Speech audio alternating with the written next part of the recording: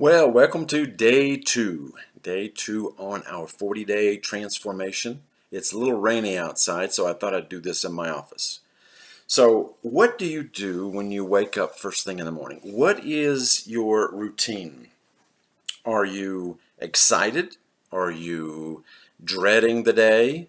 Are you positive? Are you negative? How many things are going through your mind?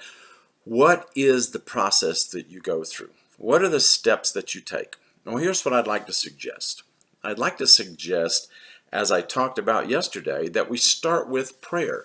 We start with prayer in the morning, that's the first thing. And what do I mean by that? I don't mean the shopping list. You get up, you go downstairs, maybe you get your coffee, you get all cozy in your chair, you make sure the lights are just right, you pull out your Bible, you pull out your prayer, and I'm only going from years ago of what I did, okay, so, I'm kind of revealing this. You sit down, you take out your prayer list, and you say, God, thank you for the day.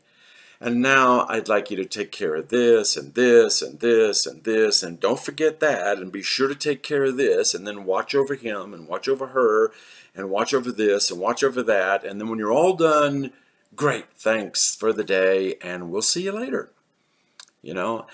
Funny thing was, I used to do it that way years ago now, but I used to do it that way. And then one morning I was in my living room, and my young son, Grant, my firstborn, would get up in the morning, and he would come in the living room where I was, and he would crawl up in my lap and put his head on my shoulder. And I just loved that. That was the coolest thing in the world. And it was like a little game to him. He'd wake up. I was the only one up, and he'd wake up, and then he'd walk in there, and he'd crawl up, put his head on my shoulder, and he'd lay there for a few minutes like he was sleeping. And then all of a sudden he'd pop up and look at me and laugh and like, here I am. And then he would run off into the next room, okay, or wherever he went. And I remember one day as he ran off, I thought, oh man, I really, really enjoy having him hang out on my shoulder and just stay there, sleeping there, pretending to sleep there anyway. And that when he gets up and runs off, that's kind of disappointing, you know.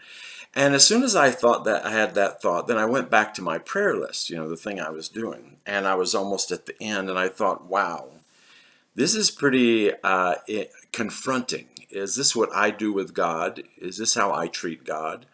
I sit there and say, thank you for this, thank you for that, do this, do that, it's all good, and then I'm gone off into the day. So it gave me a different perspective on really what that prayer time should be.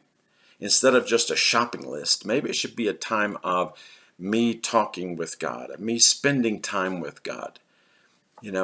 As soon as I open my eyes in the morning, why can't I think about God then? Why can't I start the conversation as soon as I'm conscious?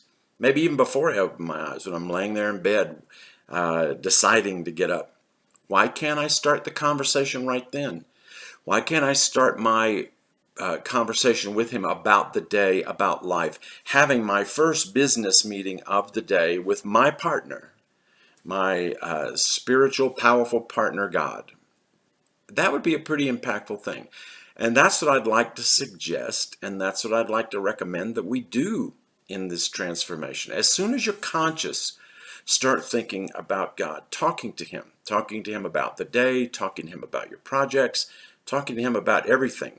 Start mentally releasing all the things that you're thinking about, and then I'd encourage you to go to the heart. And I would encourage you to talk about all the things that are going on there, the good, the bad, and the ugly. Being afraid and saying to God, well, I'm really not afraid because I know fear isn't a bad thing and I'm really not in that place. That's not honest. God already knows. Okay, so open up your heart to him. If you have fears, tell him. If you have doubts, tell him. If you have worries, tell him. That's what the meeting's about, to get all these things out so they can be resolved, so they can be dealt with.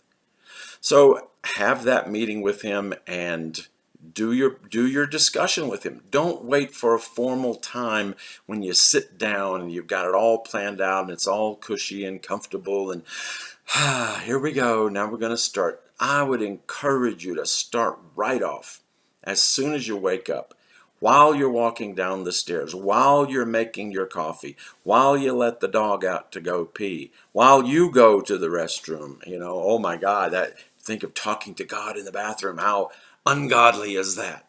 Come on, this is life. He's with us everywhere, every time. Psalm 139, if I make my bed in hell, he's there. If I make my bed in heaven, he's there. He's always there. So talk to him. Talk to him as the first part, as I talked to you about those 5 things yesterday. Talk to him, prayer in the morning. Wake up consciously, communicating with God, and see where it takes you for the day. Okay, so that's what we have. Day 2. I guess when we get to more days, I'm going to have to use different fingers. But anyway, day 2. So start with that and let's see what happens. So talk to you tomorrow.